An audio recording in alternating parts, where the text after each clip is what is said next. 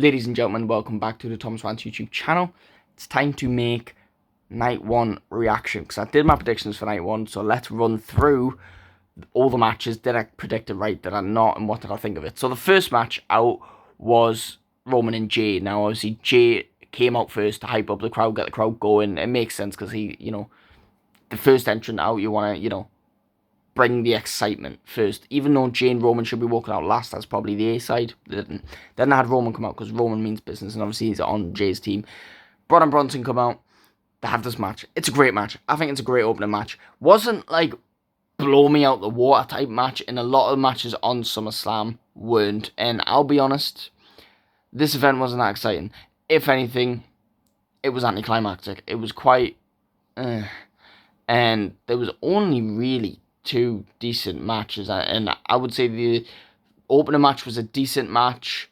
Logan Paul, Drew versus Randy Jelly was quite an alright match. I didn't like the result though, but then CM Punk Gunther was the good match. But anyway, back to the start. So I predicted Roman and Jay were going to win because it's Roman Reigns, it's Jey, so they're two biggest stars. They're not losing at SummerSlam, and I was right. And although they're trying to put Braun and Bronson on the rise, winning at SummerSlam against them too would be crazy. They did just get to beat them up on Monday Night Raw, so I feel like that was a fair substitute. So Roman and Jay got the win. Don't like how it ended. Like, Roman sacrificed himself for Jay, and Jay was then able to super kick Braun and spear Bronson. Now, a few little nitpicky things. This isn't something that's like fact, it's just my opinion. My opinion, Roman sacrificing himself for Jay, it feeds into the story very well. I just don't like how they've kind of give Jay the finish and not Roman. They're sacrificing Roman's finish because they're to be fair, they're playing into a story that Roman, he's about family. He proved that he was, so maybe it is good. Maybe I do like it because it's good storytelling. I've just figured this out in my head, but Paul Heyman was saying Roman never cared about family, and this was proving he cared. But another nitpicky thing was Jay super kicked. I know Bronson Reed was legal, but he super kicked Bron Breakker and then speared Bronson Reed. Bronson Reed is a big guy. Jey Uso has the weakest spear ever because it's basically one-armed. He's barely touching you. If Roman Reigns was spearing him, fair enough. But I feel like he should have speared Bron Breakker because Bron Breakker's a lighter guy, and it would have made more sense, especially with Jey Uso's type of spear. Then he could have super kicked Bronson off his feet and then hit the splash. But that's just me being nitpicky. Right decision, I think. Pretty decent matchup. Fair enough. Next match out was another tag match. I thought there's Drewski there, there's a couple of celebrities there. There's quite a few casuals there, right? Because these seats are expensive and no one's paying that type of money. By the way, looking at the front row, I'm like, green shirt guy, typical guys who are always there, who've clearly won the lottery or won lifetime free tickets to WWE, whatever, right? But I'm just looking like, where do these people get $40,000 from? You know what I mean? But it is what it is. I don't think two tag matches in a row would have pleased the casual fans, but it is what it is. Charlotte Flair, Alexa Bliss versus the Judgment Day. My prediction was that Charlotte and Alexa were going to win the tag titles because I just saw it. WWE are building them as a tag team. They're getting hype, and they did win. And I'm happy they did win. I am happy. What is funny though is that, like, WWE fans are funny, man, because sometimes they are stupid. Like, you've just got played like a fiddle.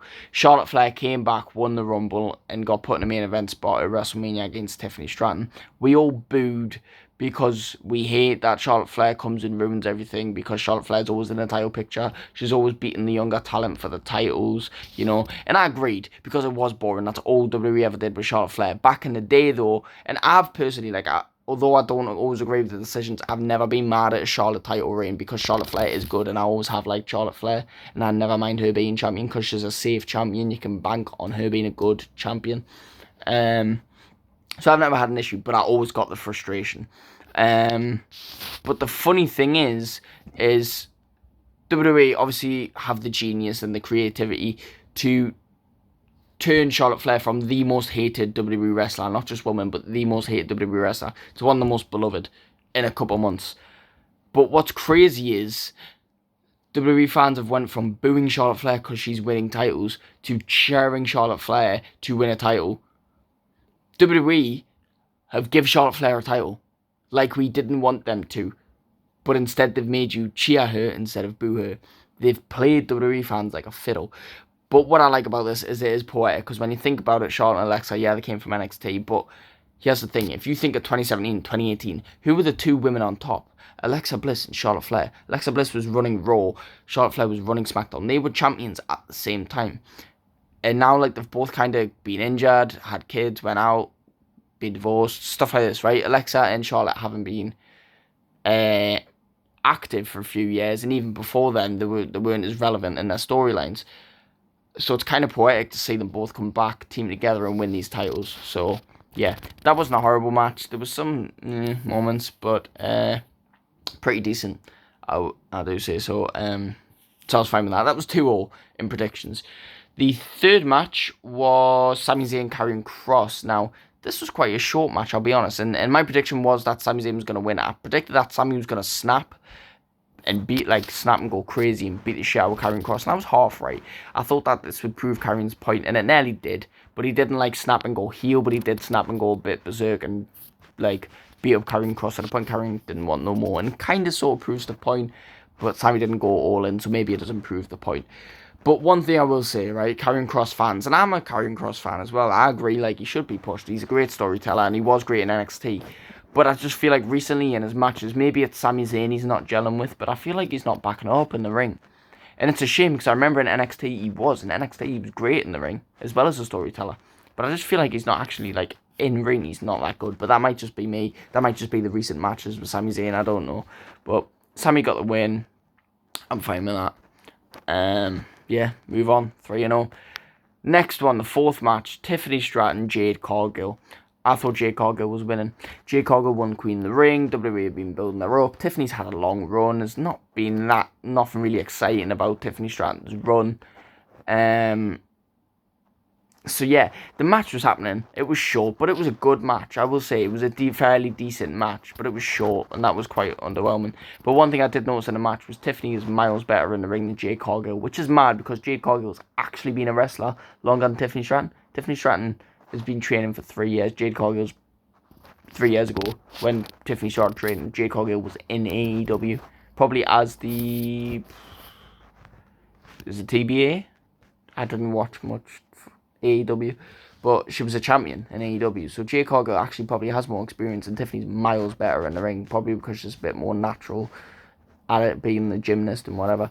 But yeah, Tiffany won, and I was a bit surprised, at what the move was, because I thought they'd finally put the belt on Jade Cargill, but I guess they want to keep it on Tiffany, but I don't know where else they're going to go with Tiffany from there, because, you know, what it is. But that was 4 matches in. It was quite underwhelming, because the matches were just nothing really exciting was happening. But let's just say it wasn't a bad show, but it's something like SummerSlam, where it's the second biggest event of the year. It's the only event besides WrestleMania to have a 2-night event now. You expect excitement all the time, and I feel like that's a fair enough and realistic expectation to have. If WrestleMania had Money in the Bank quality matches, you'd be like, what? Do you know what I mean? So I feel like SummerSlam should have some excitement, but in those first 4 matches, there was barely any, in my opinion. They're decent matches, did the story, did the job, but I just feel like there was less of a wow factor, which, to be fair, we've probably been spoiled by WWE over the years, but it was lacking that. Anyway, this was halfway through the show, by the way. There was 6 matches, and the first 4 covered only half the time. Then Logan Paul, Drew McIntyre, Randy Orton, and Jelly Roll happened. And I'll be honest, Jelly Roll's not good in the ring.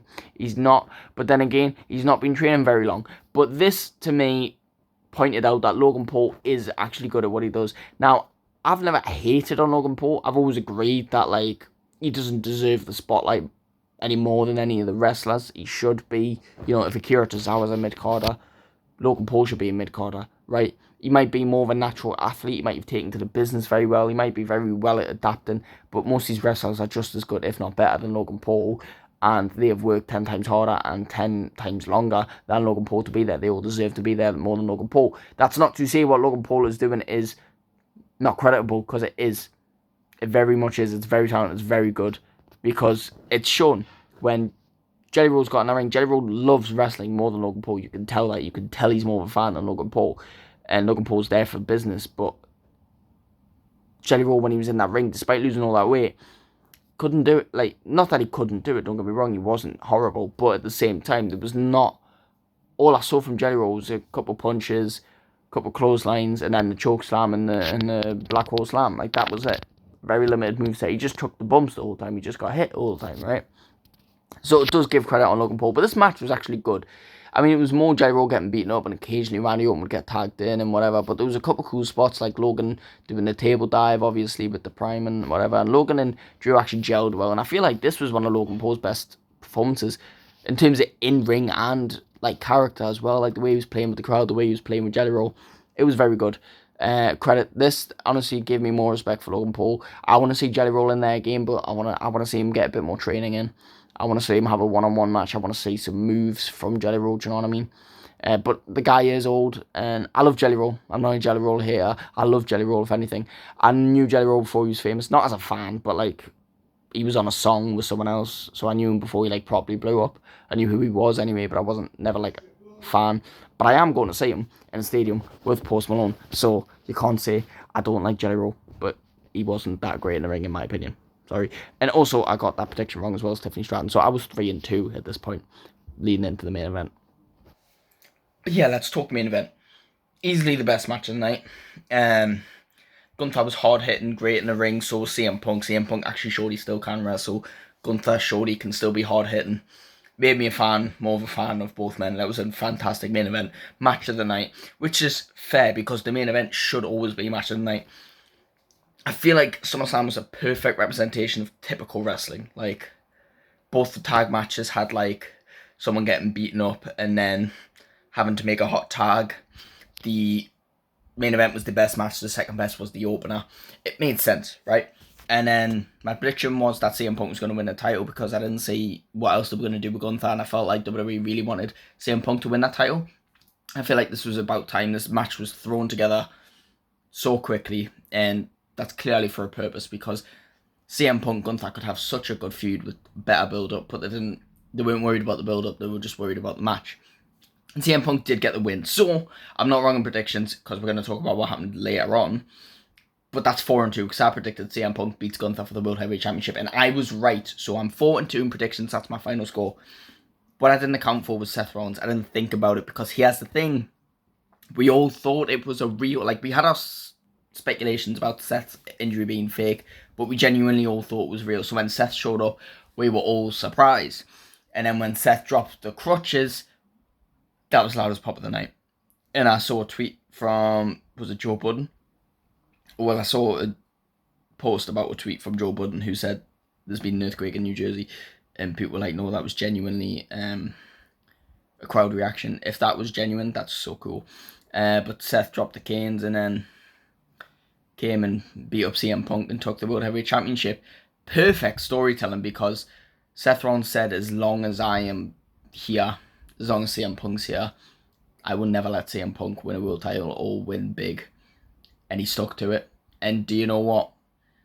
Money in the Bank was, what, a month ago? Just over a month ago, and we've had both cash-ins happen for the same brand. Both times unpredictably weird. Weirdly, I don't know why we didn't consider Rhea Io ending and Naomi cashing in. I don't know why we didn't see Seth cashing in on Punk. Yeah, WWE got us, man. They're clever. And that was a great cash-in as well. I'm sad because I couldn't, since CM Punk's come back, I couldn't have gave a shit. I'll be honest. I felt like CM Punk's return to WWE was always ruined by him returning to AEW first. I feel like if he returned to wrestling and he came to WWE, it would have been the maddest thing ever. Plus, it wasn't a surprise whatsoever. But yeah, I was actually happy when he won the title, so I'm sad to see him lose it. But then again, it's Seth fucking Rollins. He's still been the best World Heavyweight Champion since we've had that title, so I'm so glad that's happened. But yeah, 4-2 in predictions. Bit underwhelming, but there's always night 2, and I'm pretty sure night 2 is going to be better. Also, never let Cardi B host an event again. If you're going to host an event, right, there's plenty of people from New York or New Jersey, right? Stop referencing New York, you're in New Jersey, right? 2 different cities or states from what I understand, right? Stop. Get someone who actually cares. Get someone who will actually be good. Cardi B's not good. Come on. Plenty of people in the world. But anyway, thank you so much for watching. Please like and subscribe, and I'll see you in the next one.